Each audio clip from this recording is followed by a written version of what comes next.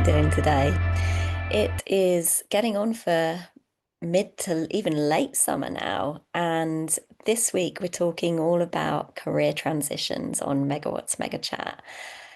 It's a big theme, and it's something that I'm really focusing on with my business right now. As a career coach, I pick themes that feel like are right at the front of people's minds because otherwise, why would they explore coaching? And what I'm picking up on from clients and from my own reading and just my own intuition is that there is more change and more evolution in our careers. And I'm talking mainly about people from professional backgrounds who've kind of gone through the academic system and then gone down a path and found themselves at a mid to senior level and are now looking at the different ways that AI is infiltrating that particular career. So for me, I see a lot of this in the comms and marketing space because that's where a lot of my network are based. And it's amazing because people who've been in this industry for 20 years are now looking at what AI can do and also what's happening with the economy and going, okay, I'm not 100% sure where my future lies now. There are whole chunks that are being taken by AI and being done differently and better. And there are whole parts of the system that are kind of falling away because they were really core, but now they're either being automized or they're just not needed anymore because for whatever reason there's not enough time or there's not enough budget or all these things that are feeding into senior people with amazing experience suddenly going, well, where does that leave me? And what does my future look like in this space? And it's super interesting the different ways that people are dealing with this. So you've got one camp that are going to keep their heads down and just keep working hard and hope that that's going to get them through. Good luck to them, is what I say, because what they're effectively doing is they're relying on their bosses or whoever's in charge of them within the business to keep shaping their future for them and to keep making sure there's a role for them. They're not taking the responsibility for looking at the bigger picture. They're keeping their heads down, and there's a bit of ostrich syndrome going on there. But that's okay. They'll find their way. Things will happen to them, and they'll possibly need that kind of victim mentality to be able to get through some of this. They'll say, oh, well, this happened to me. I got made redundant, kind of thing. And it's only then when the crunch point hits that they might start to look at, okay, well, what do I need to retrain in, or where do I want this to go? And then there's another camp of people who I'm much more drawn to working with and who tend to kind of be more engaged with what I do and how I approach these things, who are multi-passionate and they never quite let go of some of their earlier dreams, and they've got side projects like novels or playwriting or music and whatever it is, something that's got more of a creative flavor to it, and they've never blended it with their corporate career, so they kind of keep it in a little box and it's something they come back to every now and again. But it's a sideline. And then there's a corporate career that they have, but they're now looking around thinking, well, do I want to even do this forever? And what does my future look like in this industry? And they're a bit more curious and they're a bit more open to having some kind of blended career that maybe has multiple income streams, or maybe they're learning about passive income, from investment, but they see their career as something that they're responsible for and something that they can shape. Um, Even so, they're feeling lost right now, and that's completely understandable with everything that's been changing and the pace that things have moved. So if that's you, you're in the right place right now. Because what I want to do with this session is to give you a bit of an insight into how it works once you enlist a coach to help you with a career transition and how I do that. Because what I'm finding is that even though the people that I work with and the people that I'm most kind of connected with are understanding that there's a bigger picture here and they know that they need to do something, and they can't just be reactive, there's still a bit of a let's just see how this plays out thing going on, and a bit of keep the faith, which I'm all for keep the faith. I think sometimes that's all we can do. But there is a more proactive element going on, or that you can take control of right now. Um, and it's not about the brainstorm, because this is where these individuals, and maybe you as well, quite often get stuck is, okay, well, I could do this, and the other. I could retrain as a plumber. I could, which, there's nothing wrong with as well. I feel like there are some white collar workers, as we call them, who are going to take more hands-on physical paths with their lives. I've just been working with a lady who's been in comms for her whole career, working agency side, who has woken up to the fact that she is an amazing gardener, for instance, and she wants to use her comms background now to create this gardening consultancy based business. So she'll go into people's gardens and help them by telling them where to plant that hydrangea, or giving them a personal shopping trip around the garden centre. And how cool is that? It's like, yeah, so we are going to start to see some of those people who've been very focused on desk work at a screen start to just reintroduce more physical elements to the possibility that that can bring them income. A really good example of that is this lady who came to me wanting coaching, and she didn't want coaching to create a gardening business. She didn't even know that that was something inside her as a possibility. All she knew was that her comms career was kind of not appealing to her anymore. And she thought that this was going to be about getting her back in the workforce after having kids and, taking a couple of years to support the family from that point of view. Um, but she didn't have good energy around it. She wasn't excited about it. It felt overwhelming. It felt like it was going to be back to the rat race kind of thing. And it wasn't sitting well with her. So, how do I, as a career coach, help someone who thinks that they just need to kind of push themselves back into the rat race, to swallow their fears and to get going with the sending out CVs, emails, whatever it is, to just get a job? So, what we do first, and this is where I think if you try and do this stuff on your own, it can be a real challenge, because you just go around with those fear-based mental options. And I mean mental as in ones that come from your head rather than your heart. And you'll get them down on paper. And being an organized individual, you'll probably start to kind of tick through a to-do list of next steps. Um, but you're not tuned in at that point, and you're doing it from fear and from need rather than from inspiration and purpose and inner guidance. So we don't just jump straight in and go, okay, well, let's tune into what your heart's saying and let's find out what you really want, because that's just way, way, way too big a leap at this point. So the first session is actually about going backwards. And what I mean by that is we literally create a timeline of your life, and I ask you not to mark on achievements or kind of, it's not a visual CV. It's actually about when you were really enjoying yourself. So you pick 5 core memories of moments in your life where things just felt good. And these don't always relate to career. Often they don't have anything to do with career.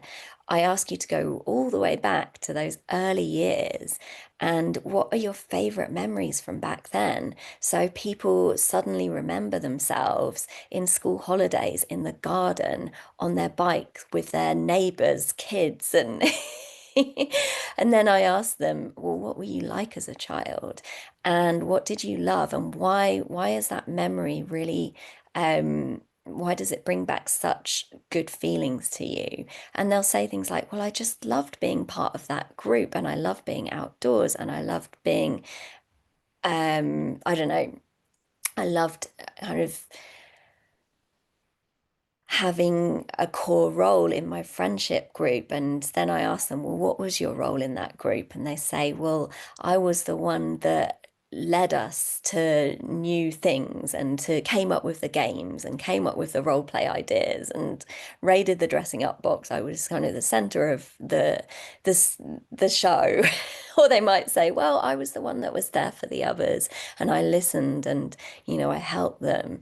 Um, when we're children, we're really pure in terms of ourselves and who we naturally are. So if you start to read information from those days, you're going to find some helpful stuff that's probably been buried in all the shoulds and the musts and the um, optics of what it is to be an adult in a professional world. So we get some clues from those early memories.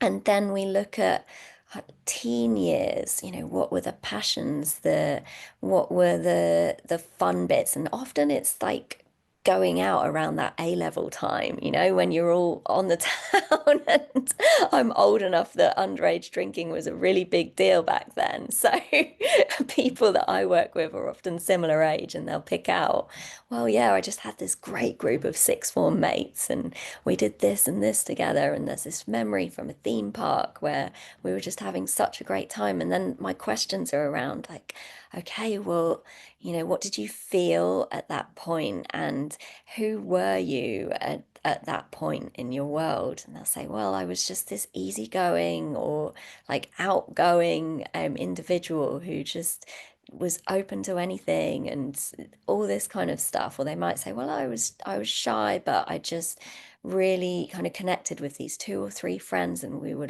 a loyal little group. And again, I'm picking up clues around this. I'm picking up clues about if someone loves to be surrounded by a big group of peers and they want to be sociable and outgoing, that's going to have to be in their career.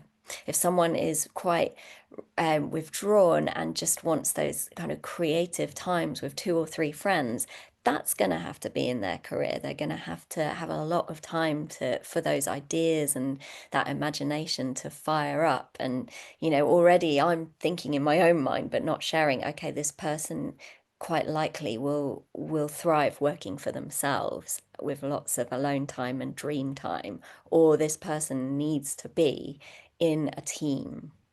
Um, and then you might get early memories from career where someone has had a role that they really enjoyed, and quite often it happens at an early stage in the career. So they, at that point, they just had this happy-go-lucky attitude to finding that opportunity. They didn't have all these high expectations about what they were going to do or what their title would be. They just were open to someone paying them to do something.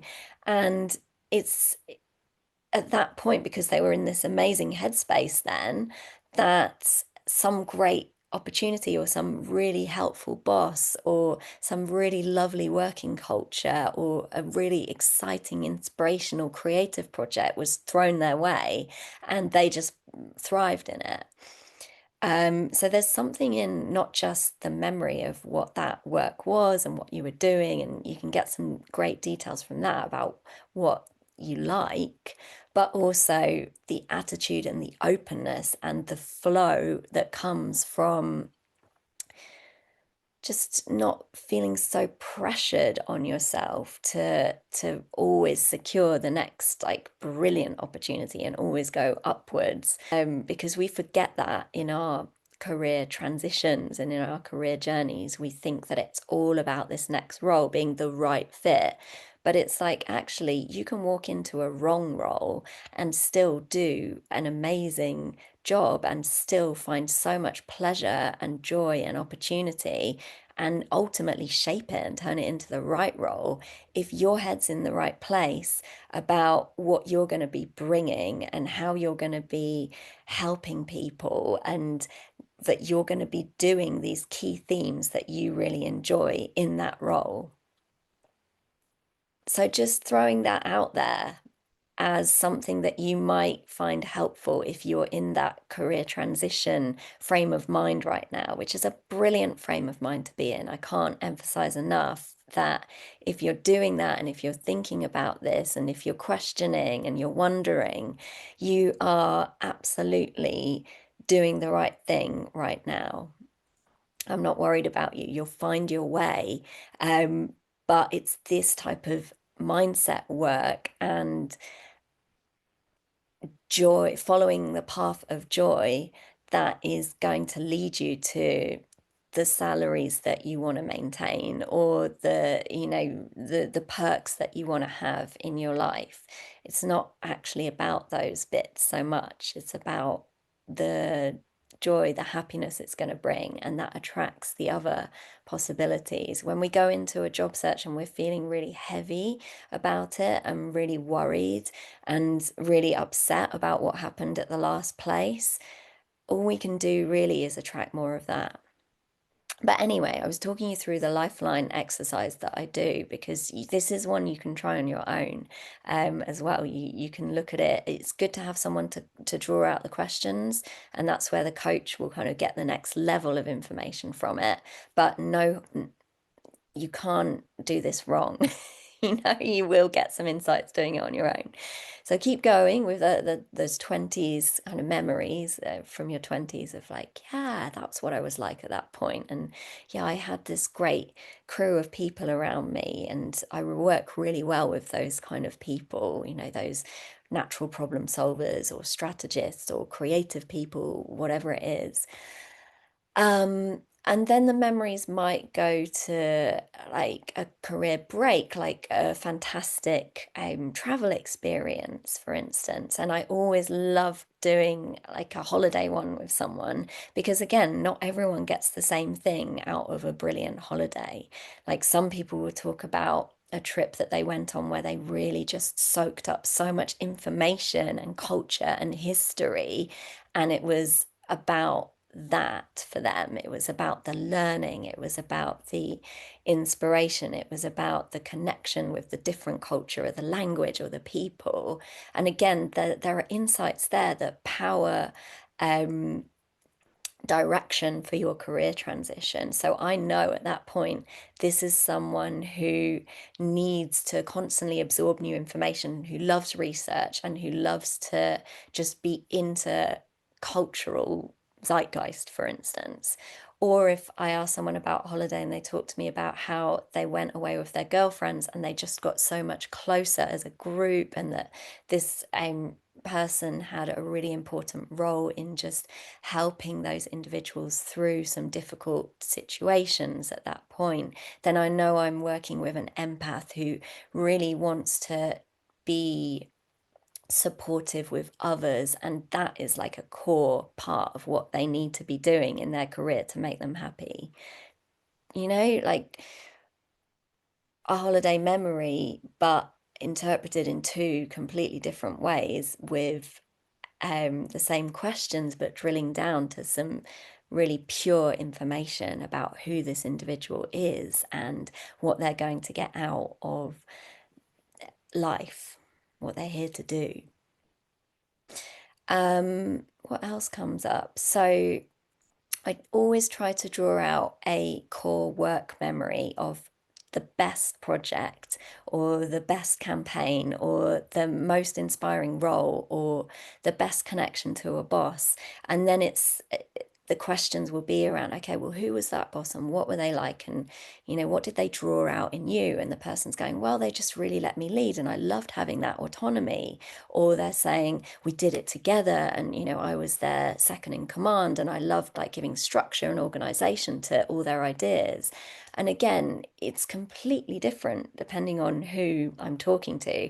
And these are all marketing and comms people who have effectively had very similar on paper career paths, but they've taken completely different things from their own journey. So you're ending up with a unique blueprint of who this person is and what they should be doing to actually enjoy their career. So by the end of that process, I've gone from having someone who's sat there going, there are a million different options, I don't know where to focus, I'm worried about the market, to someone that's sat in front of me going, yes, this is who I am. This is what I'm meant to do. It doesn't matter if the context isn't exactly what I want it to be in the next opportunity, but I damn well am going to bring this side of me to what I'm going to do next. And it's not sitting and waiting for the market to kind of improve itself. Because that's really what I want you to take away from listening to this video. Okay, I'll leave it there. Hope that was helpful. Have a good rest of the week. Bye.